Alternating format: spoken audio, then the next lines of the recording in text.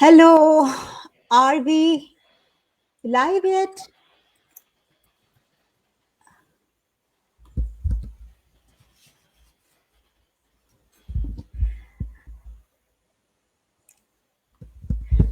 Okay, so hello everyone. Welcome to I for Inclusion, a global charitable platform where we work for one goal, that is inclusion. And also, welcome to our talk show, Let's Talk Inclusion. I'm Manobina Chakraborty, your host for today's show. I'm an inclusive education consultant based in India.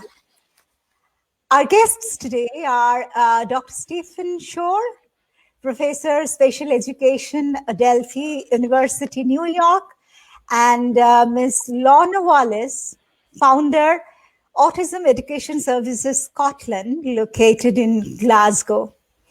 Hello, Stephen. Hi, Lorna. Welcome to I for Inclusion.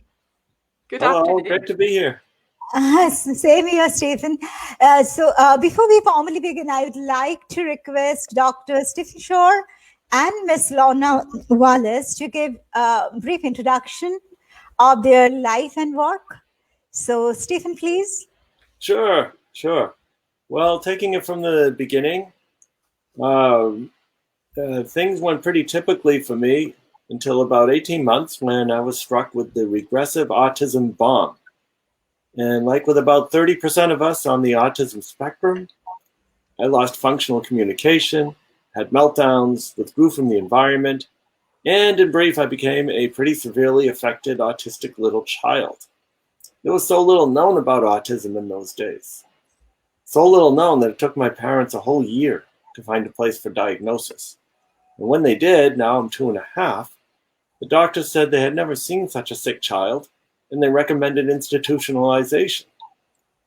However, fortunately, like we see ever-increasing numbers of parents today across the globe, my parents advocated on my behalf, and they convinced the school to take me in about a year. And it was during that year that my parents implemented what we would today call an intensive home-based early intervention program. And it was a program that emphasized music, movement, sensory integration, narration, and imitation. And this was at a time when even the concept of early intervention didn't even exist. So what did my parents do? First, they tried to get me to imitate them. However, there must be a difference in the mirror neurons of autistic individuals that makes imitation difficult, at least at a young age. So when that didn't work, my parents flipped it around and they imitated me. And once they did that, I became aware of them in my environment, and they were able to move me along. And I think the key implication is that as a prerequisite for doing solid, authentic work with an autistic person, you have to develop a trusting relationship first. Then you can move on. And they did get me to a point where speech started to return at age 4. And I entered the school that initially rejected me. I got reevaluated. Instead of being considered as psychotic and ready for an institution, I got upgraded to neurotic. So things are looking much better. We often hear about highly focused interests of autistic individuals. And at age 4, my parents found me taking apart a watch with a sharp knife. I'd pop open the back, I'd extract the motor, I'd remove some of the gears, I'd spin them around, and then put it all back together again. The watch still worked, and there weren't any pieces left over. So what is interesting to me is, how could I have the fine motor control to take apart a watch? Not even using the right tools, but I was a total disaster when it came to penmanship. So you can ask your favorite occupational therapist for more details on that. And what this also shows us is the often sharp lines of demarcation between the abilities, and often incredible abilities, that autism gives us, and the disabilities that do come with autism. So while I promote a strength-based approach for supporting autistic individuals, we do have to recognize that there are some real challenges that we need to address so that autistic people can access those strengths. So my parents, noticing this, they soon provided all kinds of other devices to take apart and to put back together again. Thinking back to that time, maybe this interest could lead to some possible area of employment or further study. So it's always important to be looking at what are the interests and what are the strengths of autistic individuals, even when very young. Well, it was middle and high school. It was grade school at age 6, kindergarten. It was a social and academic catastrophe. You know what happens to people who are different in grade school. Fortunately, bullying is not a developmental phase that people need to go through, and that schools realize that something needs to be done about it. So that's good. Academically, I was about a grade behind in most of my subjects. However, I would spend most of my time reading books on my favorite subjects, such as space exploration, weather, dinosaurs, electricity, earthquakes, volcanoes, whatever it was, taking notes and copying diagrams. I remember in 3rd grade, I had a stack of astronomy books on my desk, and a teacher told me I'd never learn how to do math. But somehow I figured out just enough math to teach statistics at the university level. Now, the good news is that today more teachers would notice a special interest like this and find a way to teach math through, in this case, astronomy. Middle and high school were better. One reason is that I figured out that using words instead of sound effects from the environment really helped with social interaction. I was also able to engage in my focused interest of music. I joined the band. Now I had a structured activity in which to mediate my interactions with other students. I got so fascinated with music that I got it into my head that I needed to learn how to play all the instruments, every last one of them. So I'd spend hours in the instrument closet, figuring out the other instruments. And while I didn't learn them all, I did get it up to about 15. And then when I learned that one of the requirements for a degree in music education was that you had to learn all the instruments, well, that seemed to be the thing to do. So it was off to college for my bachelor's, master's, and doctorate. Initially in music education, but as I was finishing my music education doctorate, I got more interested in autism. So I defected to the School of Education and got my doctorate in special education. So now I divide my time between teaching and researching on issues related mostly to the autism spectrum at Adelphi University. Pre-pandemic, I was traveling to a different country about once a month to talk about autism. I've been to India several times.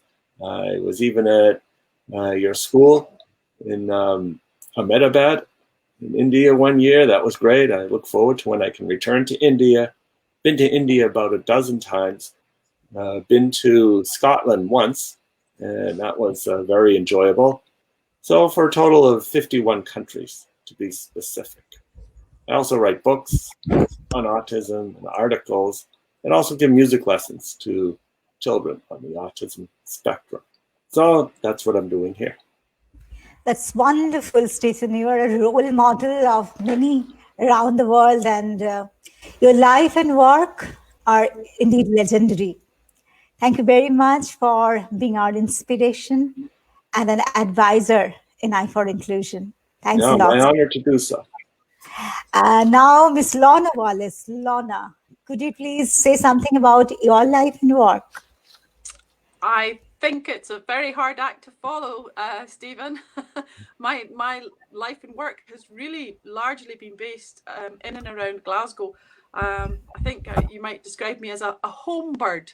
I was born in Glasgow, went to school in Glasgow, went to university in Glasgow, went to teacher training college in Glasgow. I came out the back and always had an interest in special education, although I trained as a primary teacher, which was a postgraduate qualification. I had barely sort of cut my teeth on my first classes, which were nursery school, when I was back to university for postgraduate study in special educational needs, as it was then.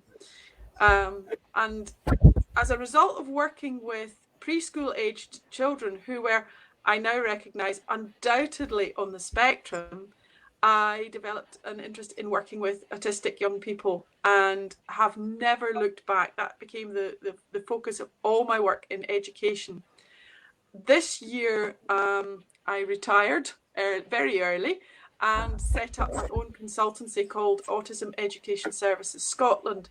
My aim is really with this to support parents as much as the young people. And my focus is equally divided between trying to develop support strategies along with young people and their families, and the academic areas where the young people feel that they need a boost. I've been very lucky in working in the past for Glasgow City Council, and had the privilege of setting up a brand new co-located secondary provision, which was a real challenge, but just a great treasure, because it taught me so much. And I would say that my greatest inspirations have been the young people that I have worked with and their families, because they've been my best teachers. Nothing that I learned in postgraduate study at university really came to life until I was working with my young people, and it all dropped into place because they made everything real and human. And I think that was the most important thing. Often when we're studying, things are dry, they're statistical, it's numbers, it's disease prevalence, it's all sorts of things like that. And then when you have the privilege of working with young people, all of a sudden you have these wonderful personalities and superb human beings, and the joy that they bring just inspires me so much to want to help them move forward in their lives in the direction that they want to go in. Thanks very much, Lorna. Here I would like to add that I worked very closely with Miss Lorna Wallace for nearly 3 years in a school in Glasgow and learned a lot from her. Thanks very much, Lorna. Thank you very much for being our guest today. Thank you for inviting me. My pleasure. So the topic of today's show is autism and the pandemic. So I'd like to know from both of you how you perceive the difficulties the pandemic has caused to the lives of the autistic population of the world, especially children and young people. Stephen, you are associated with several organizations across the world and very well connected to India as well. So if you could start, please. Yeah, certainly. Be glad to. Well, what I found is that the pandemic has, in an unprecedented way, disrupted the routines of everyone, autistic or otherwise. So what that brings to mind for me is what are things we can do to support autistic individuals, be it they children, school-age children, or adults who are perhaps living at home or living in another situation and who may be employed. So that brings to mind what I call the big three. And what are those big three? The first of the big three is we need to maintain routines as closely as possible. Keep them the same. And so, for example, let's consider a typical day for an autistic school-age child. A school-age child, perhaps, who communicates. This child doesn't speak, so they communicate using an assistive communication device. There's a lot of pointing at pictures involved. Perhaps they use PECs, or they use Proloquo to go on an iPad. And in the house, we also see a number of visual schedules on the walls and on tables, so the child knows what to do and it helps guide them through their day. So in the morning, everything remains the same. They get out of bed at a certain time, they engage in the morning activities of having breakfast, washing up, and getting ready for school, perhaps waiting in a den, or in their room, or wherever they happen to wait for the school bus, or however they get to school. And all of that remains the same, no changes. However, there is no school bus, or there's no walking to school, or however you got to school. So we have to swap out the picture of a school bus for a picture of perhaps a computer and a desk where the student is now studying at home. And so that's an example of maintaining routines, but we're adjusting when needed. However, many school schedules, they typically start with some sort of attendance taking, opening circle type of activity. And so for example, I've seen in many schools where the children will sit in a semicircle facing a wall. And on that wall, there's two big posters. One of a poster of home, where we see pictures of the teacher or teachers, all of the students, all Velcro to this big poster of home. And there's another picture of school. So we take attendance. Is Lorna here today? Lorna raises her hand. Lorna gets up. She pulls her picture with a nice satisfying rip of Velcro off of the picture of home, and she moves it over to school. Now Lorna is in school, and we do that for everybody else as well. Well, we're not in school anymore, but maybe we could reproduce this activity by doing a morning check-in with all the family members. And we all start out at home, and so those pictures remain the same. And Dad, well, he's not going to work either, but he's going to another area of the house to work from home on the computer. So there's a picture of him working at the computer wherever he is. And the same for the child and everybody else. And that way we're keeping the routine the same, as much the same as possible, but we're making adjustments as needed. And then going through the school day. If a parent is not familiar with a child's schedule for the school day, then contacting school personnel, the teachers, the paraprofessionals, child's therapists who know about the child and the best way they communicate, the parent can get all the information that's needed, various classes during the day, mid-morning, for example, lunch, so on. So that brings up the second of the big three, which is clear communication. We need to continue communicating in the best way the autistic person interacts. So for some of us, it's talking just like we're talking now. For others, it's using pictures and visual schedules or word schedules or combination picture-word schedules. And we just keep them going. That's the best way to communicate. And then the third is communication. I should say the third is self-care. And that splits into two directions. The first direction is for the parent or other caregivers. You have to take care of yourself so that you're available to support the autistic person.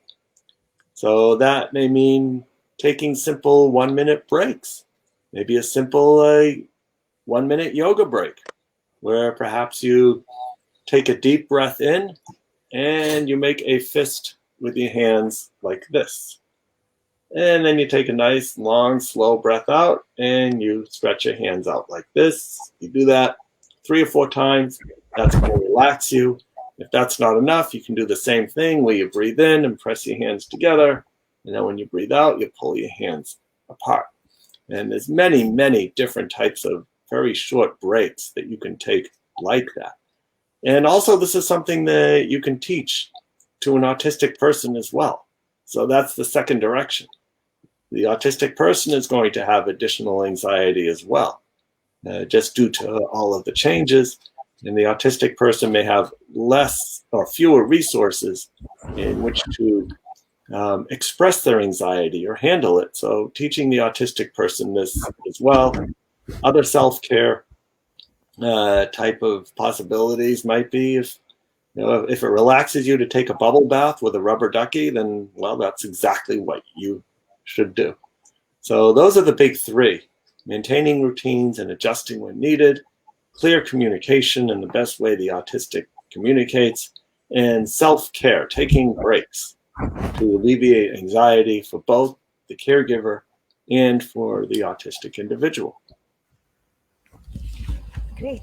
What we have found here in India is that one-on-one therapies have been widely affected. In our school, Saransh Foundation, Stephen, you came here once and you know about us. We are conducting online classes. Of course, learning is taking place and parents are happy with our endeavors. We are conducting one-on-one online therapy sessions as well, but we understand that it is very difficult for an online therapy session to replace a one-on-one regular therapy session. So what is your take on that, Stephen? So my take on that is that parents have become de facto educators and therapists for their kids, and needing to spend time to supervise these online one-on-one sessions. So whereas before, a therapist might come to the home, or the child might go to the therapist, and the therapist literally works one-on-one. So that's why it's called that. The parent perhaps observes, maybe participates, or maybe does something else, but it's primarily therapist and child. And now, the parent is tasked with, number one, making sure helping the child to stay engaged with the face on the other side of the computer. So that can be challenging to the parent or caregiver as well. There are resources out there. So speaking of online, there are many resources out there, two that come to mind. For example, one of them is called Learn Autism. LearnAutism.com if you want to know the website. And this is a parent-driven, research-based video autism portal that provides vital information for parents and others supporting autistic individuals. And they've set it up in such a way that the videos are very short. They're like 2 or 3 minutes, because people don't have time to spend 1 hour and even 20 minutes on a regular basis, but tiny little pieces that people can easily digest. A second resource is that education companies have made their materials and resources available, hundreds of them. I think about 1,736 since I last checked. And that website is much longer, and I'm not even going to attempt to say it, but I am going to put it into the chat, into the private chat. Yes, please. So that people can see it. And this is for education companies. And you go there and it asks you a few questions so you can narrow down exactly what you're looking for, grade level, subject, and so on. And you can find what is needed. So that is another very helpful resource. Given that everything is online, there it is. I'm also putting up the Learn Autism website as well that people can access. And so that's what comes to mind. Thank you very much. Thank you very much, Stephen. Now, Lorna, you have been associated with Scottish school education system for over 3 decades now? Nearly. Overall? Nearly, Yeah. yes. Yeah. Okay, so if you could share your experience as well as your interaction with children and young people and their families in Scotland during the pandemic through your practice, AESS. So for the viewers' reference, AESS is Autism Education Services Scotland, Lorna's practice. Lorna, please. I totally agree with Stephen on the big three. And that certainly are those 3 things are the things that I am talking about all the time with parents and young people. And the thing that most of my young people have really benefited from is creating and making new routines not necessarily to replace the school routine, but when the school routine wasn't available, it was about making new routines. Scottish schools are not closed at the moment, and there seems to be no prospect of them closing.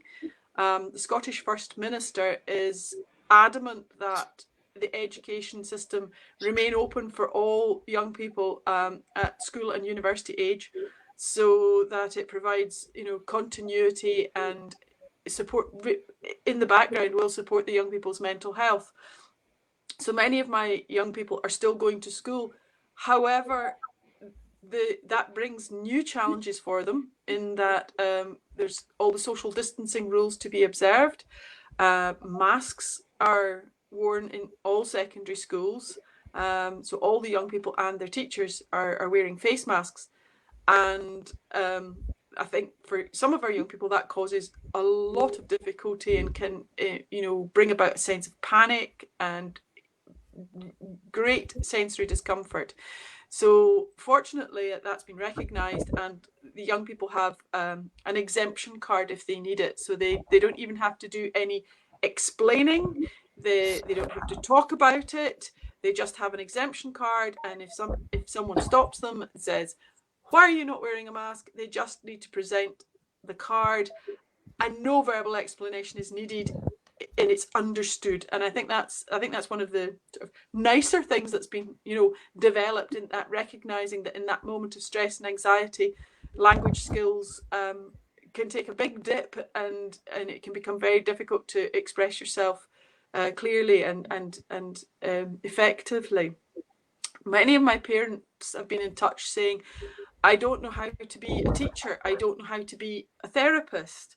And exactly as Stephen's saying, I've always said, be kind to yourself. You are actually a parent, first and foremost, and above all. And in that respect, you can be so much more than either a teacher or a therapist. And don't worry if you can't do the education, and don't worry if you can't do the therapy. So long as you are providing a structured environment with opportunities for exploration of learning, it doesn't necessarily have to be school curriculum based ideas or writing ideas. It can be anything that is vaguely interesting. And in the UK, I don't know if it was the same in India or the States, but baking cakes and bread and all sorts of things became almost like some kind of therapy for everybody in the population. I think banana bread was the most baked thing and the most searched for recipe.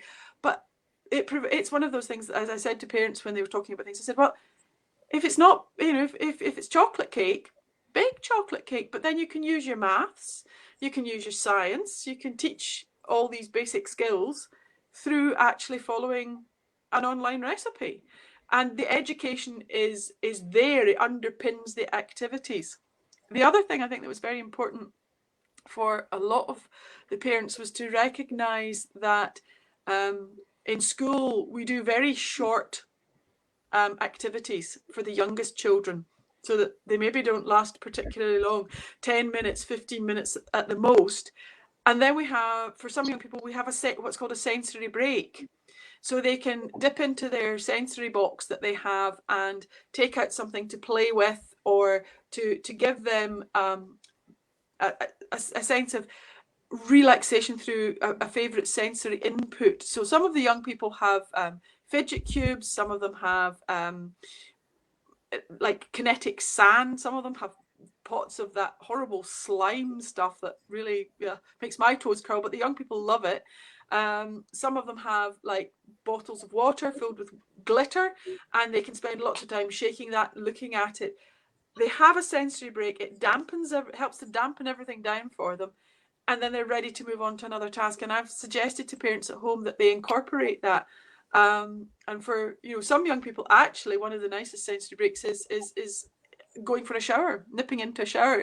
Like you're saying about having the bubble bath, but some of them quite like that real sensory input on the skin that a shower provides. So it's about doing those things at home and encouraging the parents to feel that they are capable and they are competent, and not to do themselves down in what they can do for the young people. I would say those are the kind of, if you like, the flesh on the bones for what parents are doing. Some parents have been very anxious about the amount of time that their young people have been spending looking at the news and trying to find out information and know everything there is to know about the virus. And I think, you know, my advice to some of the parents has been, if that becomes something that becomes all consuming, a bit like a special interest, but is causing anxiety as well, it's about managing that so that, yes, you can spend time looking at things and researching and finding out, but that it doesn't become like all consuming for the young person and then causes anxiety and what we call sticky thoughts that they get stuck with that cause anxiety. So that's been another kind of bit of advice I've been sort of offering to parents with regard to actually round about the pandemic. So I think those are the kind of main take homes I've been giving to parents. At the moment, young people are all back to school, so there's less of a role there for me in that sense at the moment. Yeah, it's really very important. Thank you very much, Lorna, for sharing. A few parents of our school, Saransh Foundation, have sent me some questions. The majority of them feels that anger, aggression, and self-hitting tendencies have increased a lot in children in the last few months. Since the professional help is negligible during the pandemic, what would be your suggestion as experts to those parents? Lorna first, please. My first question to parents usually is, what does that behaviour provide for that young person? You know, people can often be very upset by young people who want to hit their own faces or bang their head or perhaps poke their fingers into their eyes or bite their own hands. And my sort of thinking about that is, that's really about sensory sensitivities, and sensories can be about sensory stimulation, and that helps to the young people are trying to find some way of coping and managing with what's happening to them or what's not happening to them, and it's about finding something else that young person really likes that can replace something, that behavior that's more harmful. But you have to be extremely careful, because you can, through unintended consequence, make things worse for the young person, so that sometimes the behavior that they have been engaged in can become more extreme, or it takes another form that's actually more self-injurious. So it's about finding things that the young person really enjoys doing, that can be offered as an alternative in that situation. Anger is often, in my understanding of things, is that arises because young people are struggling to either express themselves, or you know, they're confused about the situation that they find themselves in, and they don't have agency to change anything in that setting for themselves. And it's about trying to use things like schedules, visuals, any form of assisted communication that they're familiar with, to try and unpack what's going on whenever it's possible. Those would be my kind of instant go-tos, if you like, in that situation, to counter those more extreme things that can be happening for the young people. Yes. I think Actually, the thing to remember, anxiety is often at the base of all of it. Yes. And it's not naughty. It's absolutely driven from anxiety and fear or worry. Actually, managing whole day with different activities without the help of a professional has become a challenge for parents. Also, breaking a behavior pattern has also become a difficult task. So, any advice regarding that? Stephen, could you please say something about it? Yeah, certainly. It's as Lorna mentioned, this is a time of increased anxiety. And as a result of increased anxiety, whether a person is on the autism spectrum or not, they may find themselves falling back into some self-regulatory or coping actions that they may not have done for a long time. So, for example, I've had autistic adults express concern, well, gee, am I regressing? I'm now carrying around this old stuffed cat that I had given up years ago, but suddenly I seem to need it and seem to need to squeeze it. And what that means is that that person is self-regulating, trying to bring down the anxiety. And if the behavior is not harmful, if it's not getting in the way, then certainly squeeze that cat for all you're worth. Make sure it's a stuffed cat, not a real cat. If it's something else that is disruptive in a situation, such as hand flapping. Flapping one's hands is not necessarily a bad thing to do. There's nothing inherently wrong with it. You watch the game show, The Price is Right, and there's a lot of people flapping their hands, even if they're not autistic. But what that also demonstrates is that there's a time and place for everything. But let us suppose this activity is disruptive. Maybe it's in a classroom, whatever it is. Can we find something else? And that's something else that Lorna mentioned as well. Can we substitute something? The hand flapping expresses that a need exists, and that need is going to be met whether you like it or not.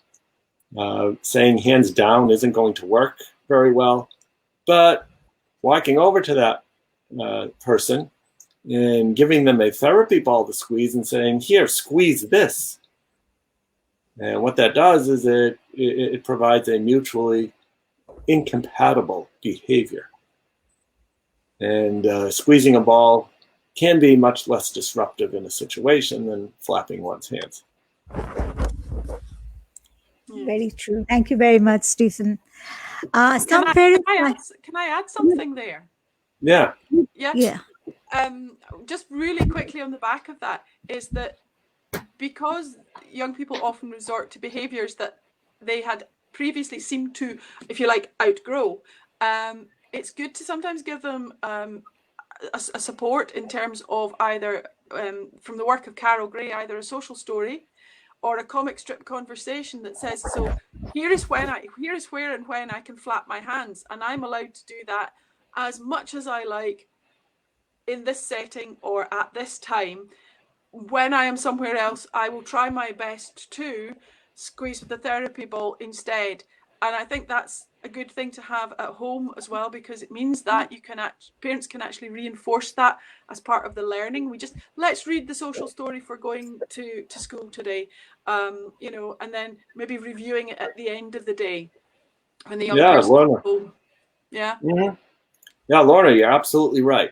So whatever social narrative seems to best fit the communication needs of that individual, it could be a social story, it could be a power card, it could be video modeling, it could be a 5-point scale, whatever it is, definitely making use of these social narratives can be a great help. Thank you very much, Lorna and Stephen. Some parents find it difficult to address sensory issues related to adolescence, hormonal issues, you may say. Young people are home for the last 8-9 months, so these issues have become very difficult for the parents to handle. So what is your advice? Lorna, could you please address this first?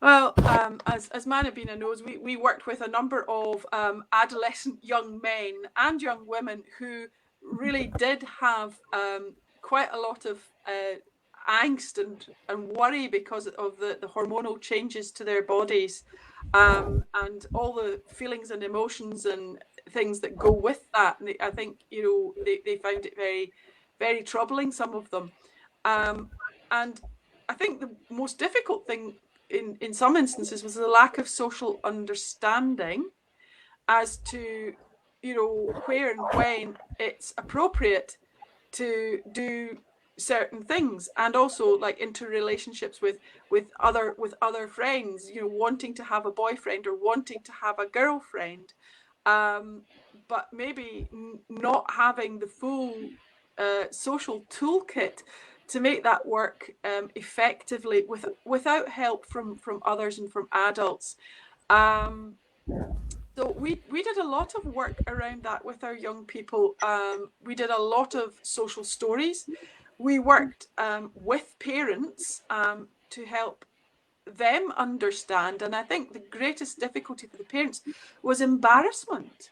They were terribly embarrassed because suddenly this lovely child that they'd had turned from a delightful little child into a teenager with raging hormones and sexual needs that were not being met. And they got very, very upset, very embarrassed. And they were saying, I mean, you know, and they would get so the parents were so tongue-tied. And what we found was so useful was just to say, yes, he's masturbating, or yes, she's masturbating. That's okay, that's normal. But let's just like make it another subject in the school curriculum. Let's teach how you do something like this safely and appropriately and in the right place and with, you know, with a routine. So we created any number of what we called personal routines for young people, so that they were free to explore their body's burgeoning sexuality in a safe way, in a safe place, and to be able to sort of have a routine that actually would last right through their whole lives, should they want it and need it to do so. And I think the biggest difficulty for us was getting over that initial embarrassment hurdle with parents. Once parents felt that we were comfortable and confident to talk about it, they became more comfortable and confident. And the young people were equally comfortable and confident. They were like, yeah, well, yeah, and what do I do, and how do, and you know, and what happens next, and then what happens. One of the textbooks that we used a lot, it's quite dated now, was a book called Taking Care of Myself by Mary Robel. Now what I'll do is, Manobina, I'm doing this on an iPad, so I can't type into chat, but I will pass it on so that you can make it available for parents. Yeah, yes, please. Could you please send it to me? Yeah, I will do.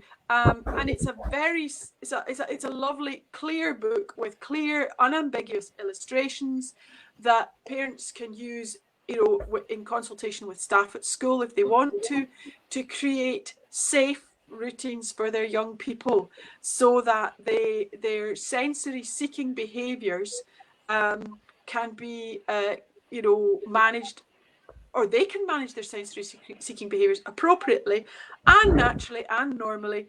And exactly as Stephen was saying earlier, that at other times when it's appropriate, there can be a replacement activity that can help to dampen some of the sensory overload that they're experiencing.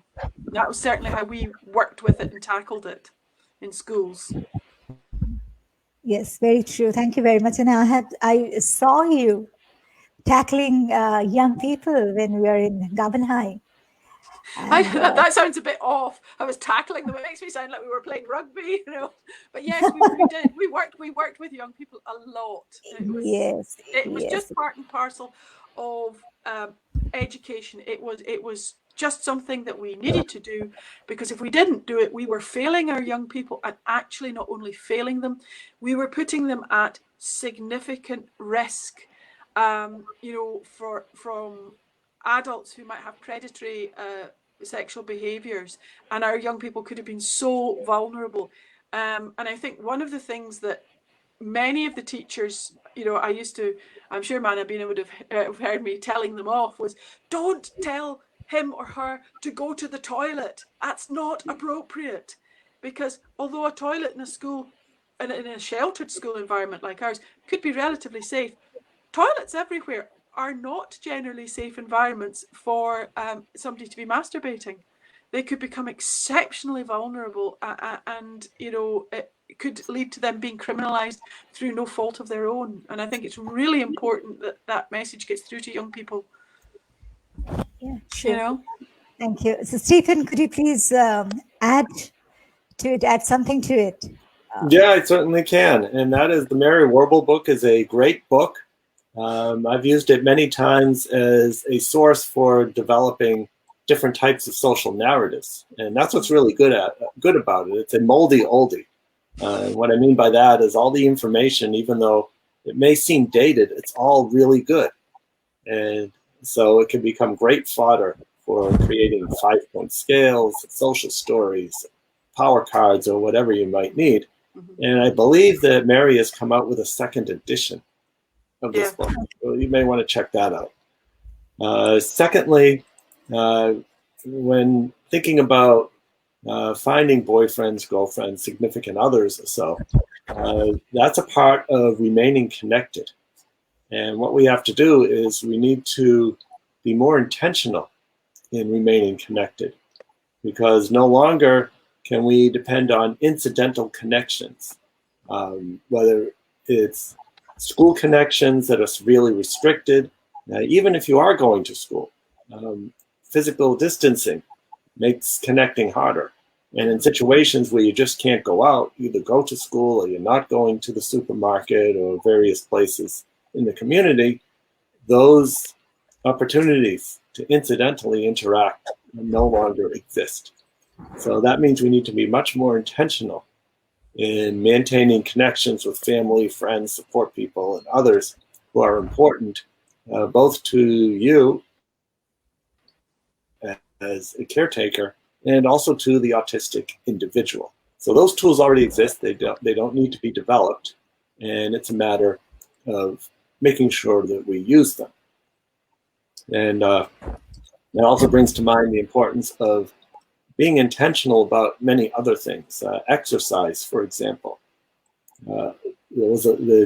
People get a lot of incidental exercise just by going to and from work and by walking around the workplace to get from one place to another in the ordinary course of doing whatever you do.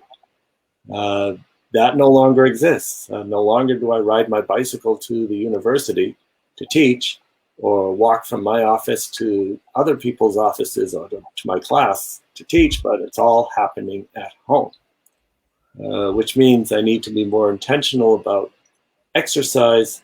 So, for example, I make sure that I regularly get on my elliptical bike and spin that thing around. Yeah, very well explained, Stephen. And I'm sure parents will be benefited by today's talk. So thank you very much, Stephen and Lorna. Thanks very much for your precious time and guidance. So any concluding suggestions from your side, Stephen? Eventually the pandemic will be over and we'll be able to resume interaction in the way that we're used to interacting. Also, when we talk about social distance, I think that that maybe should be reframed as physical distance. Yeah. Because to be socially distanced means that the three of us really shouldn't be talking with each other, engaging in this social activity of sharing information. That's not what we want. We don't want people to become hermits, but we do want people to maintain a certain physical distance apart. So the more we can use the term physical distance as opposed to social distance, I think the better off we'll be. Yeah. Thanks very much. I think my last thing, talking about maybe creating social proximity, is that so many of our young people like to play online games, and they play in online games communities. And I think that's, parents might worry, oh, he's playing that game again, he's playing that game again. But when you listen to young people, when they've got their headset on and their mic on, and they're, building worlds, or they're doing whatever they're doing in their games, they're also chatting to other young people, and often other like-minded young people. And I think you cannot in any way undervalue these relationships. And just to sort of finish on a kind of a heartwarming note about that, on a recent program on the BBC, there was a story of a young man who was autistic, who had formed a great friendship gaming online with a young lady in the United States. And he happened to have epilepsy and had a fairly significant seizure while he was online playing with his friend in the US. And she contacted the UK emergency services and got him ambulance and paramedics and people to come to the house to help him. So I think you're absolutely right in terms of physical distancing, but the social proximity, despite the physical distance, actually saved this young man's life. So I think parents shouldn't worry too much about the amount of time that's spent online if it's in sort of a sort of community of gaming, providing it's safe, of course. Social communication is taking place in this way. Yes. So that is a challenge anyway for students, children who are on the spectrum. So that's wonderful, amazing experience. Thank you very much, Stephen and Lorna. And also a big thank you to all my teammates in I for Inclusion. So let us take it forward, my dear viewers. We will meet again next week on the same platform and in the same show, Let's Talk Inclusion. The guest of our second episode will be Ms. Charlene Tate, Deputy CEO, Scottish Autism. So I look forward to seeing all of you there. Thank you, Stephen. Thanks a lot once again. Thank you very much, Lorna. And my pleasure. Yeah, we will meet again in this platform as well. Okay. So bye for now. Bye. Bye-bye. Bye-bye. Bye. Bye.